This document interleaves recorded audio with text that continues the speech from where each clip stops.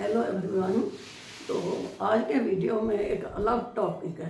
हमेशा ही दादी आपको मैथ्स के वीडियो दिखाती है, तो आज डॉक्टर अंबेडकर जयंती है, तो इसलिए मैं हिंदी का जो है निबंध डॉक्टर अंबेडकर के बारे में आपको समझाऊंगी। क्योंकि लिख के रखा हुआ है, मैंने चार्ट मैंने खुद ही बनाया है, क्योंकि मुझे हिंदी की किताबें पढ़ने का शौक़ है। तो मेरे पास बहुत किताबें हैं, जिसमें एक डॉक्टर अंबेडकर की भी थी, तो उसके बारे में मैंने ये चार्ट बनाया और अब आपको इसके बारे में कुछ बता भी देती हूँ। तो डॉक्टर अंबेडकर जो है वो हमारे देश के क्या थे, एक महान अर्थशास्त्री, न्यायवादी थे, समाजवादी ने वो नेता थे, लेकिन अच्छे नेता, न्याय करने वाले। तो उनको जो है भारतीय संविधान भी तैयार किया, तो उनको भारतीय संविधान के शिल्पकार कहा जाता है। इसके साथ साथ किसी ने यह भी कहा है, उत्तम शिक्षित भारतीय नागरिक का खिताब था पाया, दलितों का अधिकार दिलाकर बाबा साहब कहलाए। क्योंकि जब अंबेडकर पैदा हुए थे, ये महार जाति के थे, और उस समय क्या माहौल था कि छुआछूत का भेदभाव ज़्यादा था। अब ये पैदा हुए थे उसमें 14 अप्रैल 1891 को मध्य प्रदेश के मऊ गांव में पैदा। इनके पिता जो थे वो रामजी साकपाल जो थे वो नौकरी करते थे, लेकिन धार्मिक प्रवृत्ति के थे। और माता का नाम भीमाबाई था, वो एक सरल स्वभाव की थी। उसके बाद ये जो अंबेडकर हैं, ये बचपन से ही क्या था, पढ़ने लिखने में बहुत तेज थे, लेकिन कुछ शरारती भी थे।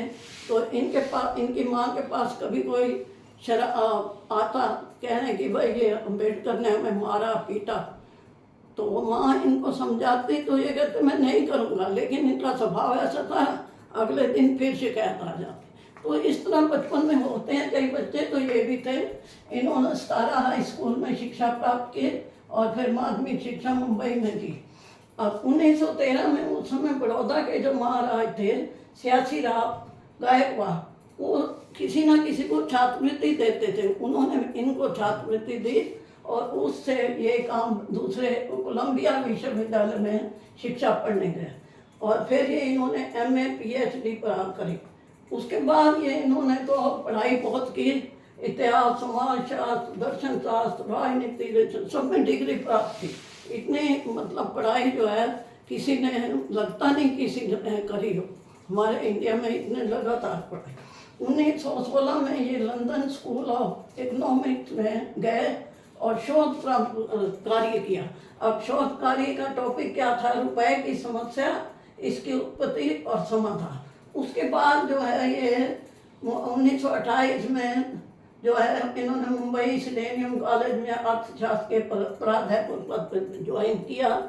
इससे पहले ये उसमें नौकरी इनको मिली विश्वविद्यालय में, लेकिन जो इनके अधीनस्थ कर्मचारी थे वो भी इनको छुआछूत के उसमें इनका सम्मान नहीं करते थे, इसलिए इन्होंने वो नौकरी छोड़ दी थी। तो ये जब ये पैदा हुए थे उस समय स्कूल में क्या था माहौल कि जो छोटी जाति के लोग हैं, महार जाति, जिनको छुआछूत के लेकर वो अपनी टाट पट्टी भी घर से ले जाते थे, उनको बैठने नहीं दिया जाता था स्कूल की टाट पट्टी पे। और पानी भी पीना हो तो चपरासी पिलाएगा, अगर चपरासी नहीं है तो प्यास से भी रहना पड़ता था। तो इस तरह इन्होंने अपने जीवन में जो है बहुत संघर्ष किया, और हमेशा यही कहते थे कि भाई शिक्षित बनो, संगठित रहो, संघर्ष करो। ये उनका एक संदेश था कि आप, क्योंकि उन्होंने खुद ही किया संघर्ष, तो वो हमेशा दलित समाज के लिए जो है संघर्ष करते रहे कि सभी समान होते हैं, हम कोई अलग नहीं है, हम भी इंसान हैं। लेकिन उनका जो है बाद में उनको 15 अगस्त 1947 को भारत आज़ाद हुआ, तो अब आज़ादी के बाद देश को चलाने के लिए कुछ न कुछ नियम बनाने पड़ते हैं। तो संविधान की एक समिति बनाई गई संविधान तैयार करने के लिए, जिसके अध्यक्ष जो थे डॉक्टर भीमराव अंबेडकर थे, और असली जो थे ये जनक थे, संविधान के जनक कहा जाता है इन्होंने। असली कार्य इन्होंने ही किया, समिति में सदस्य तो और भी थे, लेकिन जो असली काम था उसका संविधान का लिखित रूप में लिखना वो डॉक्टर अंबेडकर ने किया। और ये भारत के पहले कानून मंत्री थे अंबेडकर, और 6 दिसंबर 1956 को जो है इनका दिल्ली में जो है महापरिनिर्वाण हुआ, मतलब मृत्यु हो गई। इनको मरण उपरांत भारत का सर्वोच्च नागरिक सम्मान भारत रत्न, आपको पता ही है, इनको दिया गया। लेकिन काफ़ी समय बाद दिया गया, तो 1990 में दिया गया। तो ये हमेशा कहते थे, इनकी कुछ बातें विशेष हैं, जो ये कहते थे कि जीवन लंबा होने की बजाय महान होना चाहिए, उसमें अच्छे कार्य करने चाहिए। इनको सिंबल ऑफ नॉलेज भी कहा जाता है, ज्ञान का प्रतीक। उनके घर में, जो उनका मुंबई का घर था, वहाँ उन्होंने एक लाइब्रेरी बना रखी थी जिसमें 50,000 से ज़्यादा पुस्तकें रखी हुई थी। और एक इनका क्या था कि इन्होंने एक साल में 16,000 पुस्तकें पढ़ी। ऐसा तो किसी का रिकॉर्ड बहुत दिखा नहीं।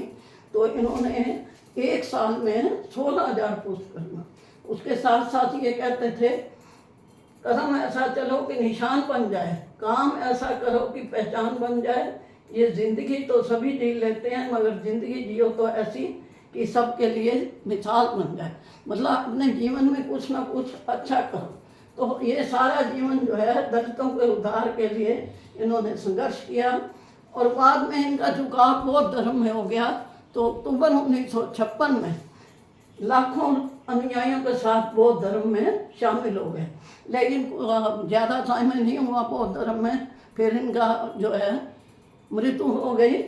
तो हमेशा के लिए जो डॉक्टर साहब हैं, बाबा साहब जिनको कहा जाता है, वो हमारे लिए आदरणीय हैं। इनके जीवन से हमें प्रेरणा लेनी चाहिए और अपने देश में अच्छे कार्य करने चाहिए। तो मैं आज का जो टॉपिक है, जो मैंने ये बताया है, ये उनकी किताब मैंने पढ़ी थी, उसी में से किया है। तो ये आपके काम आएगा, पढ़ने वाले बच्चों के लिए तो निबंध के रूप में ये बहुत फ़ायदा देगा। तो वीडियो देखने का आपको बहुत बहुत आशीर्वाद।